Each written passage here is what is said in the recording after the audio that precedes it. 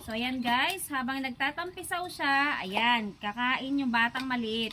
Kasi napakahirap nitong pakainin guys, sobra. So, kaya gagawin natin lagi siya ng kakaibang ano no, para kumain lang siya. Ayan. Iskayo, am na, am na. O, diba? Kakain siya. So, kailangan lagi na tayo may pang-uto sa batang mga ganitong mahirap pakainin. Yan, laging kailangan araw-araw iba yung ating iniisip para siya ay kakain.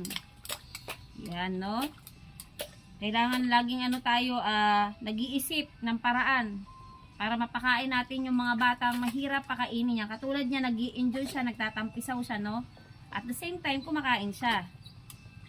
Kanina, ayaw niya kasing kumain. So, ayan, naisip kong paraan para makakain siya. Ayan, habang naglalaro siya sa tubig, kumakain siya. O, am na. O, diba?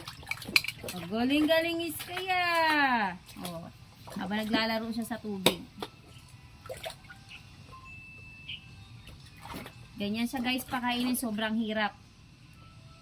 Ayan, may sumasali sa vlog ko guys. Si Blacky, sumasali si Blacky, oh. Blacky. Ayan, sasali si Blacky, oh. Aming dog na maliit. Ginalaw niya yung camera. Blacky. Ginalaw mo yung camera, Blacky. Oh, kayo, am na, O, diba? Ang bilis pakainin. Yan, araw-araw guys, kailangan iba yung naiisip mong paraan para makakain siya.